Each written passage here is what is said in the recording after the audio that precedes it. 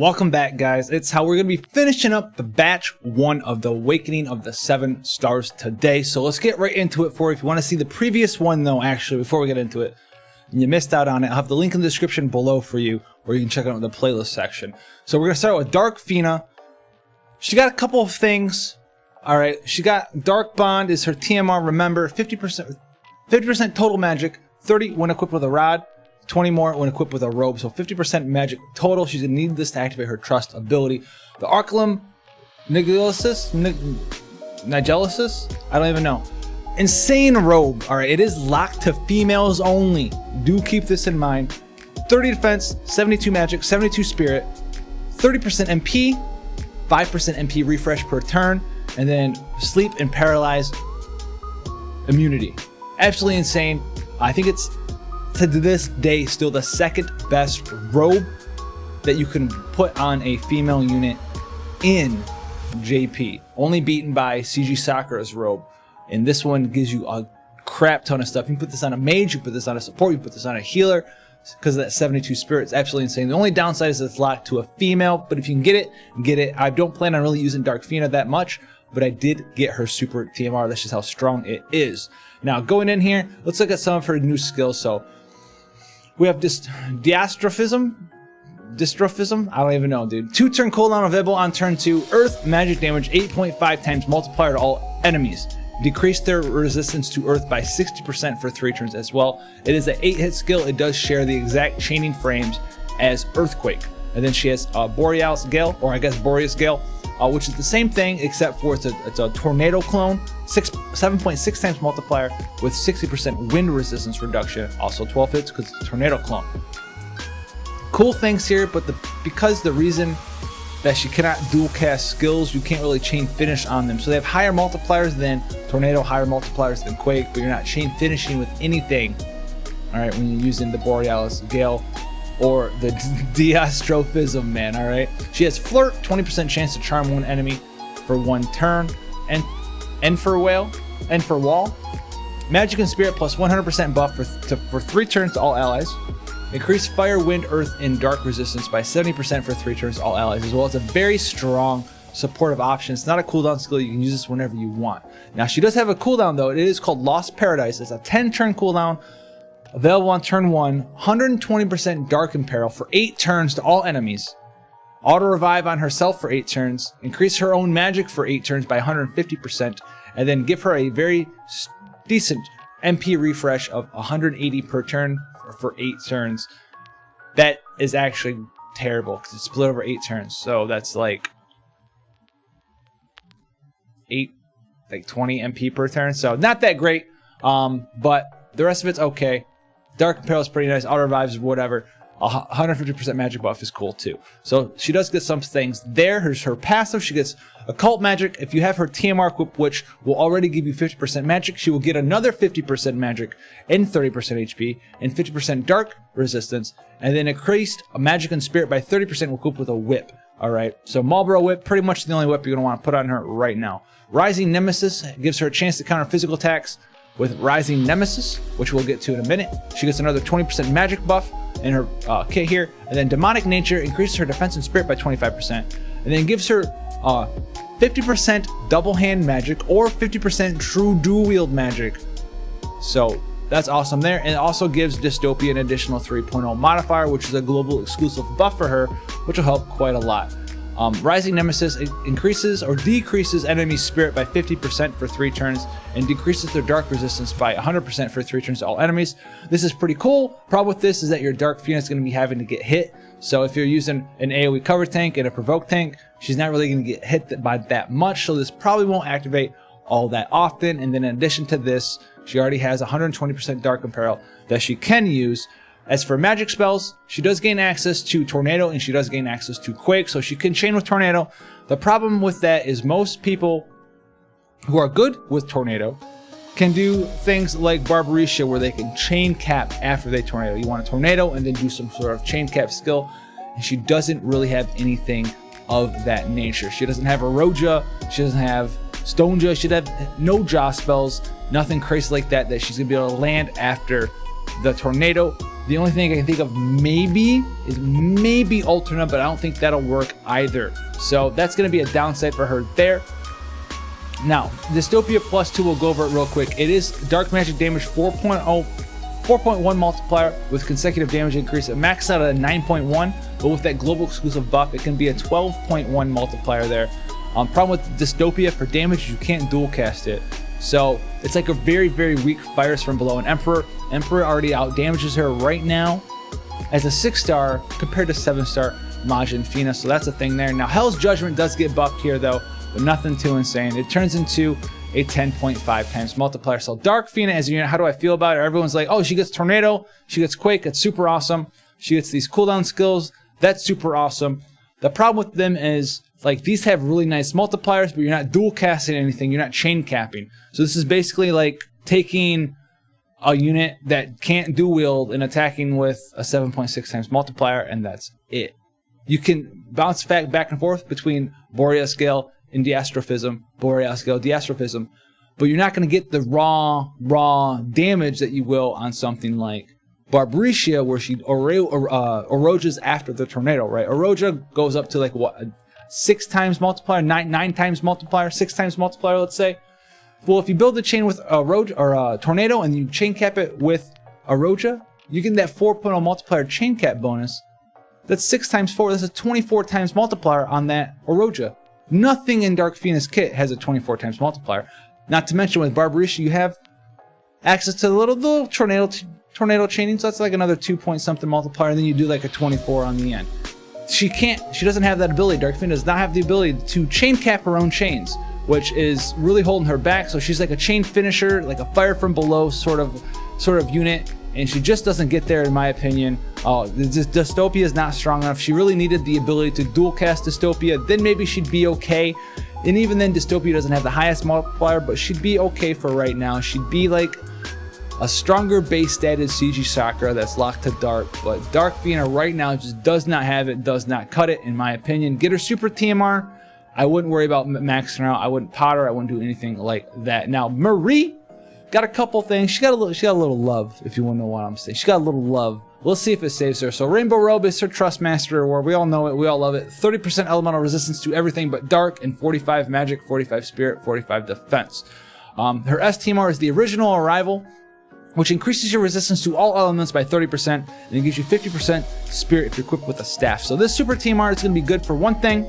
You're going to put it on your magic tank when your magic tank needs to be immune to multiple or even singular elements. So if you have a Marie Super TMR, any sort of fight where like, oh, I need my magic tank to be immune to fire, or fire in earth, or fire in dark, or anything and anything else, you're going to slap original arrival on your magic tank. You're going to be doing work with that. So STMR, definitely pick it up. If you have 4 Maries, I would awaken her just for that reason, just to get that Super TMR. Outside of that, let's see what she gets here. She got Sprinkles of Love, which is a changed skill in Global. This used to be a single target skill with no cooldown. Now it's a 4-turn cooldown, available on turn 1.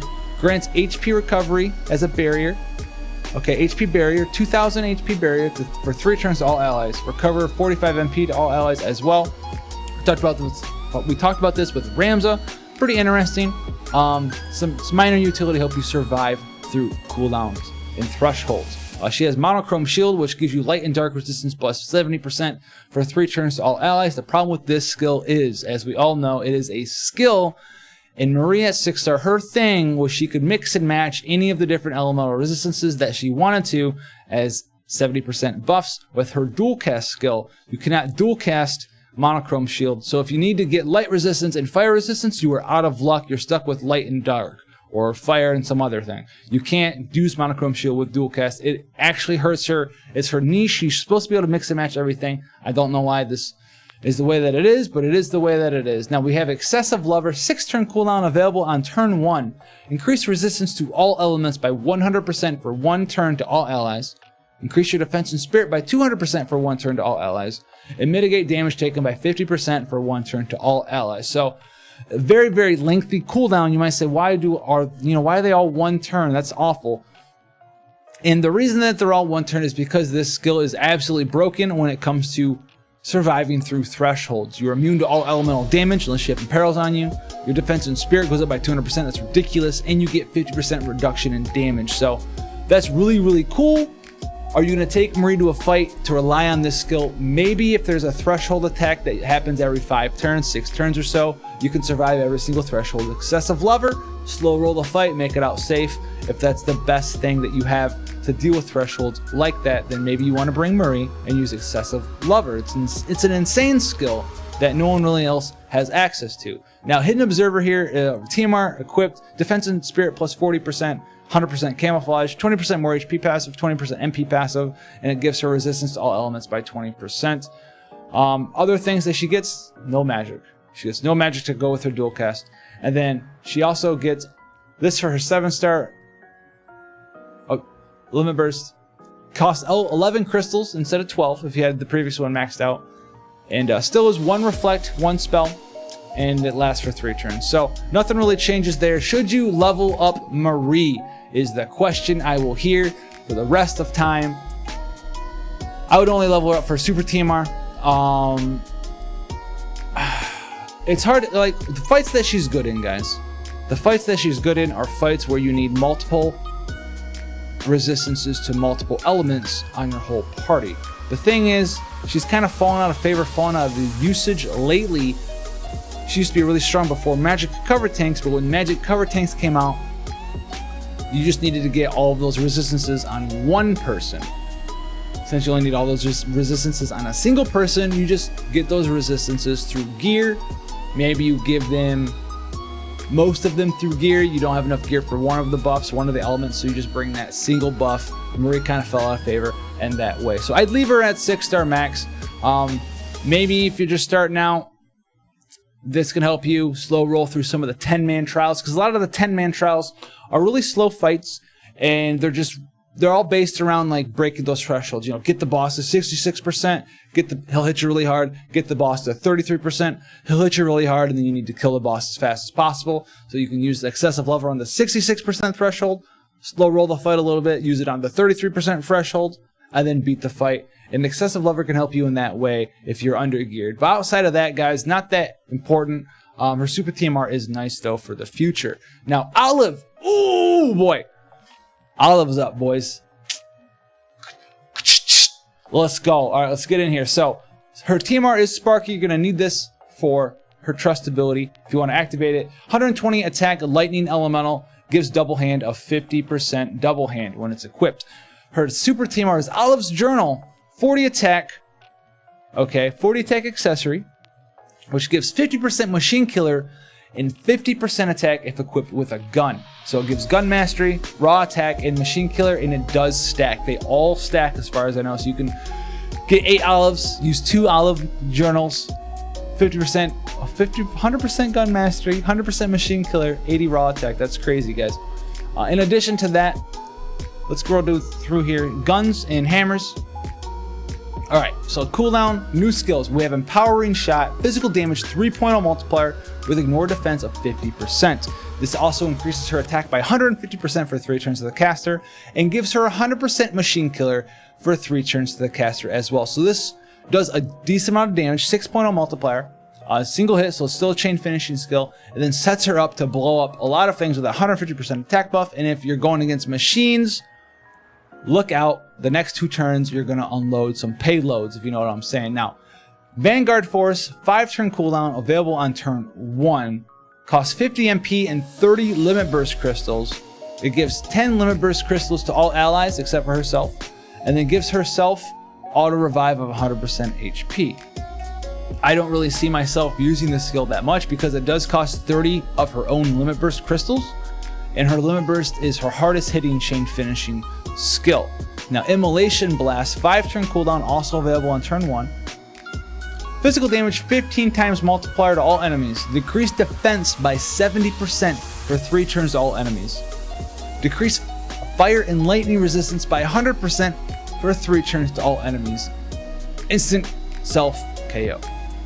There's a lot of ways to get around the self KO. You can use HP shields. The instant self KO actually isn't inflict death. What she does is, as you use the skill, she will do damage to herself equal to her own current HP. So if your HP is like 8,000, and you have 10,000 max HP, as soon as the enemy gets hit for damage, you'll hit yourself for 8,000. You can circumvent this in a lot of ways. You can use HP shields. One of the easiest ways isn't even with re-raise, is you start the skill before the damage goes off, heal her. She'll go up to 10,000, and then she'll do damage to the monster and herself at the same time, and she'll hit herself for 8,000. That's crazy. It's super easy to circumvent, not that hard. You have HP shields, you have healing her if she's not at full life as she uses the skill, and you have auto re-raise. So, and it costs no MP, and it's a single hit, and it's all AoE 15 times multiplier, AoE 70% defense break, AoE double imperil by 100%. Absolutely insane skill. Holy crap, is it so good. Now, 7-star ability, she has Ace Gunner. If you have her own TMR equipped, she gets another 20% attack, 20% HP, another 50% double hand, and it upgrades her limit burst. She gets another 20% attack passive after that, and then she gets Good Shot, which gives her 20% HP and MP, a 2.5 times multiplier increase to Shattering Shot, a 1.5 times multiplier increase to True Shot, and a 1.0 multiplier increase to her own Empowering Shot, which is up here. So this makes Empowering Shot actually a 4.0 multiplier because it's 4.0 and then ignore 50% defense, so it's an 8.0 multiplier. With her enhancements, True Shot gets a 1.5 multiplier buff, so it's a 5.0 multiplier, ignore 50% defense, so it's a 10.0 multiplier chain finishing skill that she can use, which is absolutely insane. And then her limit burst, as you can see here, if you have it unupgraded but max level, unupgraded, it's a 2.1 times multiplier, ignore 50% defense, so it's a 4.2 times multiplier. But as you can see here with these really weird numbers, 1, 1, 1, 1, 1, 1, 1, 1, 1, 1, 1, 1, it hits 5 different times. It bop, bop, bop, bop, bop in rapid succession. So it's really a 5-hit skill. Super crazy, but the way that it's coded is that it's not actually one skill that hits 5 times, it's 5 separate skills. But that'd be a 4.2 times 5, so you're looking at just above a 20.0 multiplier. If you do have it upgraded though, it's a 2.6 multiplier. 2.6. Ignore 50% defense, so you're looking at a 5.2 times multiplier that hits 5 times. Yes, that's going to be around a 25 times multiplier, 26 times multiplier, limit burst. Look out, CG Jake. So Olive, what is she good for? What does she do? She'll change finisher, boys. She's very similar to CG Jake, right? CG Jake was known for being able to do a bunch of damage with limit burst. Olive can do that, but also Olive has constant, consistent chain finishing. She could hit really hard, hit really hard, hit really hard, hit really hard, blow people away.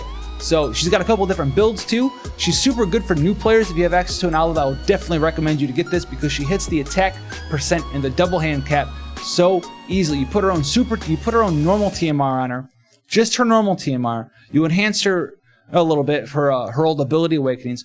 Just her TMR. That's it. She gets 250% double hand. You don't need anything else. So you have a top tier chain finisher with just her TMR. You can even go a little bit beyond that though. You can go in with a really weird build that doesn't use her own TMR. I'll cover this more in her unit guide spotlight for 7-star. You can use Machine Gun Plus and do a little bit more damage that way, but it's much more gear intensive. So for the most part, just stick with Sparky. Throw it in there, hit almost a double hand cap. If you were around for the free double hand King Mog, then you can hit the double hand, 300% double hand cap with just Sparky and the King Mog double hand, and then just put a bunch of raw attack gear on her as much as possible. Throw her TMR on there, that's going to be absolutely crazy for you. Throw her super TMR on there. Just attack plus, put some killers on there. She can hit like 2,400 attacks, something crazy like that, guys. She's nuts. Her multipliers are insane. Her one downside is she is just strictly a chain finisher, but that's all I have to say about that. Just chain finish with her, you know, going on 10-man trials, blow people up, going on 5-man trials, blow people up. Put her on your friends list. Other people can use her to blow people up. She's nuts, guys. So definitely one of the best 5-stars to awaken to 7-star in batch 1. Definitely do it if you want to hit things really hard and really fast. Maybe really slow, because you like... That's how she works, guys. All right, so Orlandeau, Old Mandu, coming in. He's ready. He's got the new shiny sprites. His TMR is Thunder God's Plan. It gives you 3 really garbage abilities and 3 attack. All right. Thunder God's Sword is super TMR. It's 174 attack. Light Elemental single-handed great sword. So basically 174 attack Excalibur. Basically, that's what it is. Very nice super TMR. If you're dual wielding and stuff like that, definitely pick it up. You can even use this for like double hand builds. If the enemy is particularly weak to holy element, it'll beat out a lot of the two-handed weapons. So, what does he get, guys? So, bad news, Bears. He just gets a little bit. He's Orlandeau. He just does more Orlandeau stuff. So we have Blade of Creation, physical damage, 4.2 times multiplier to all enemies, 1 hit. He's got a chain finishing skill that increases LB by 6. Not the greatest. Perfect Ultima Sword, 4 turn cooldown, available on turn 4. Physical damage, 7.5 times multiplier with more 50% defense to one enemy. Very, very hard hitting skill. It's a single target, single hit skill though. When you bring in Orlandeau, you're bringing him to chain.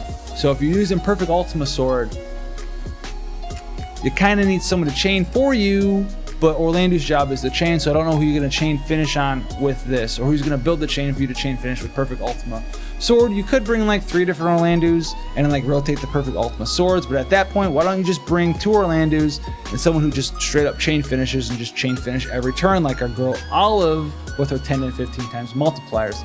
So on top of that, he's got some trust abilities down here. He's got Thunder Guts. If you put his own TMR on him, he gets 50% attack. His limit burst gets upgraded, and he gets 30% true dual wield. So it's very similar to Lightning's. He just gets 30% less attack, and his LB gets upgraded. MP plus 20% here, and then Captain of the Order gives him 30% defense and spirit. He gets 1 Mirage stack at the start of the fight that lasts forever, and then he gets a 0.8, very important, 0.8 modifier increase to Divine Ruination. You may say that's pretty bad. 0.8 is pretty garbage. Why would I want to do that? Well, with his enhanced Divine Ruination, right? It's a 2.6 times multiplier, ignore 50% defense. Well, with this 0.8, this actually becomes a 4 or a 3.4 times multiplier, ignore 50% defense. That makes it a 6.8 times multiplier.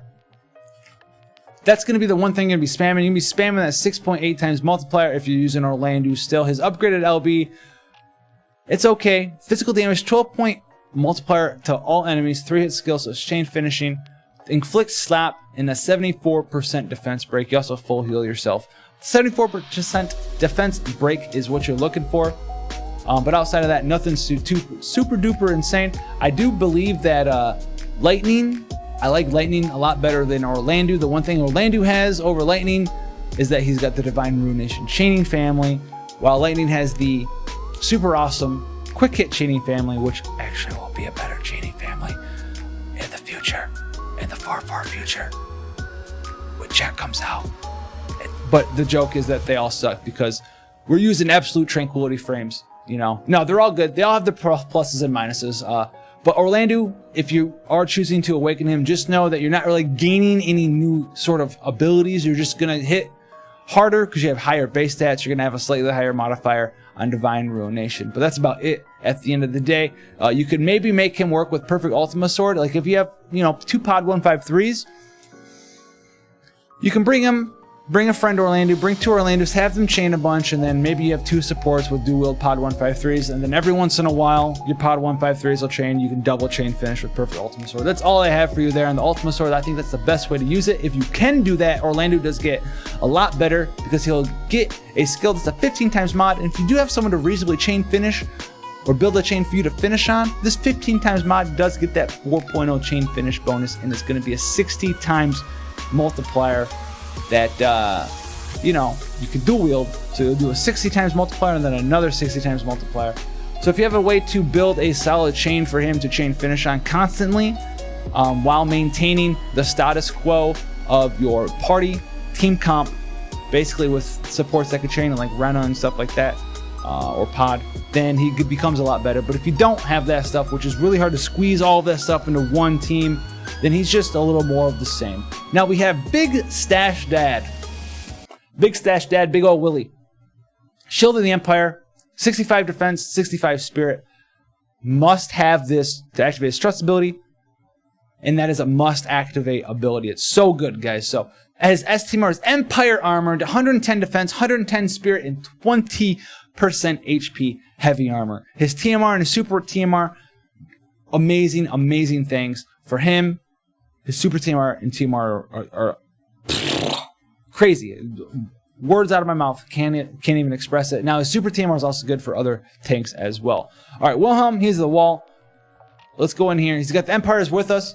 Chance to protect all allies from physical damage, 75% chance to protect them from damage, and he's got 50 to 70% damage mitigation. I'd like to see this. When we were looking at it in JP the other day, he only had 50% maximum. Now he's got 50 to 70% maximum. He's getting even better than before, unless the Reddit was wrong, or where we were looking were wrong. It's probably wrong because we're on XVS database, but you know what I'm saying. So AoE cover, yes. He couldn't cover before, now he can. He's got D-Sword Crusher.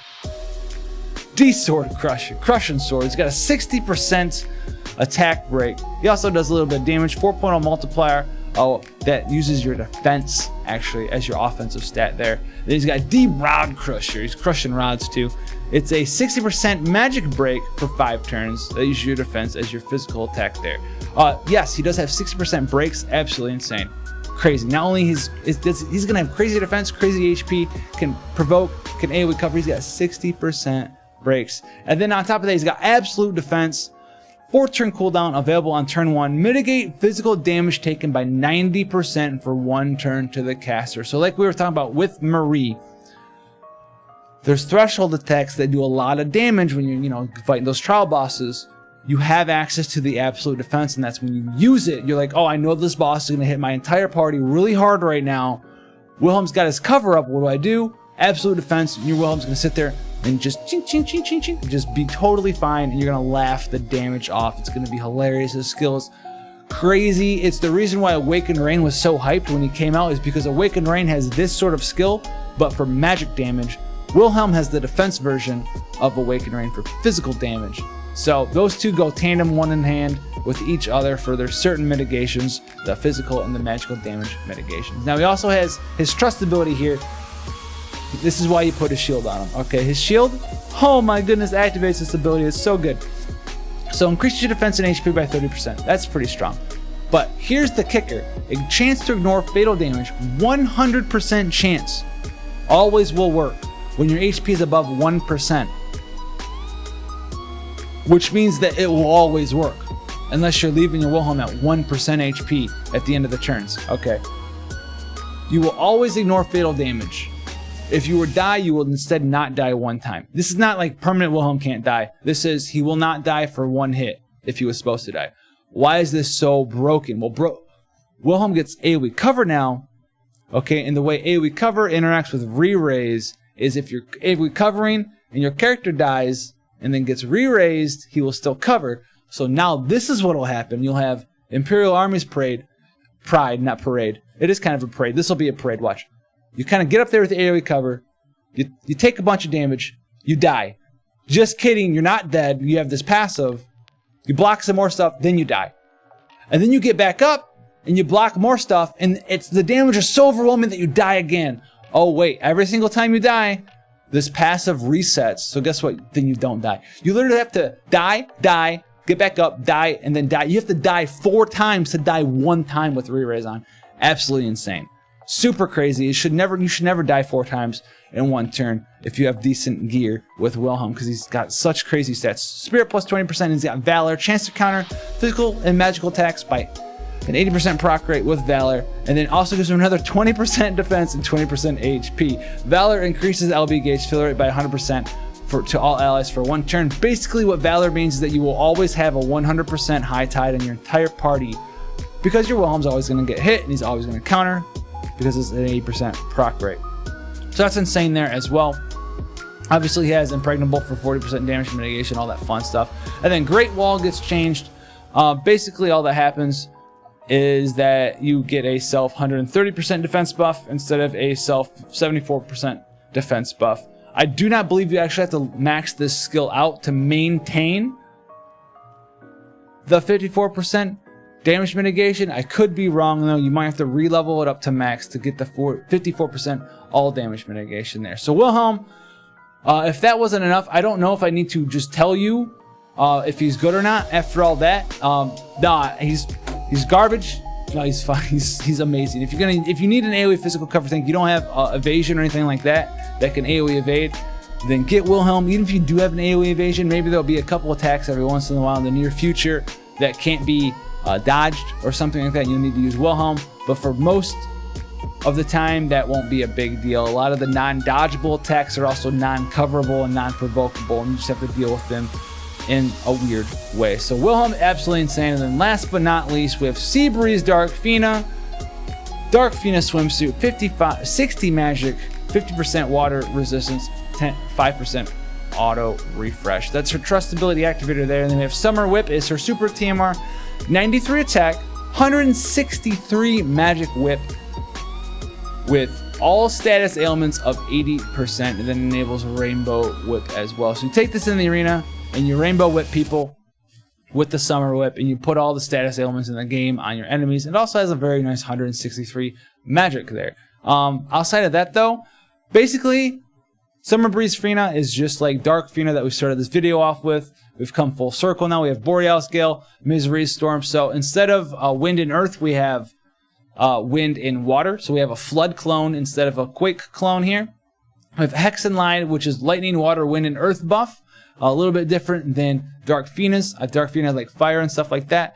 And then we have Summer Furin, which is 110% Water Imperil instead of 120% Dark Imperil for 8 turns. And it has the same Auto Revive. It has the same increased magic buff. Has the same really garbage refresh.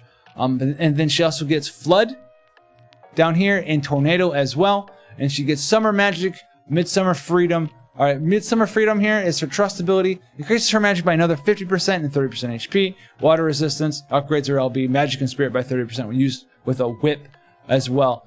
They're clones of each other like they were before. Chance to counter physical attacks with Serene, 20% magic buff, 30% LB fill rate, 50% true double hand. No, 50% true double hand magic and 50% true dual wield magic, and a 3.0 multiplier increase to Utopia, which is the water version of Dystopia. Utopia can go up to a 12.1 modifier. And then we have Hell's Waters, 12.0 modifier, chaining skill of sorts is an 8-hit skill. Good luck chaining it. And it also will drain some MP as well. So Summer Seabreeze Dark Fina, super TMR. Maybe if you have like a whip user like Barbaricia or something like that in the future, or if you're a really big fan of her, then go ahead and level her up. But outside of that, I wouldn't do either of the Finas for the reasons we stated earlier. I don't want to say all the same stuff again. It applies to Seabreeze just the same way that it applied to Dark Fina.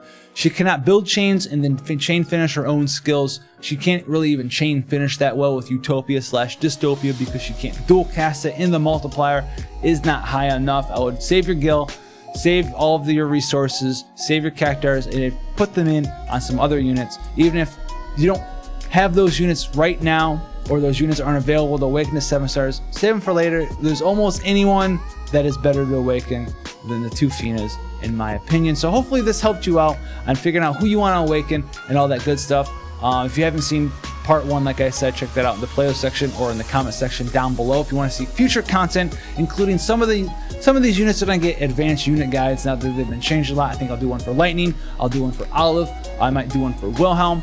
And I think that'll be about it. If you want to see a certain advanced unit guide, let me know. But I am going to do those 3 in the future. Bunch of stuff that I'm trying to catch up on, guys, like how to fuse your Moogles. There is a way to get, with 5 of the same unit, you can actually get 100% all Moogle instead of just 150% all Moogle that you would usually get from having 4. So that's pretty cool there. You can pretty much get double the reward for 1 additional unit instead of just a 50%. So if you want to see that stuff, go ahead and hit the sub button, and I'll see you guys tonight on Twitch and in the next one.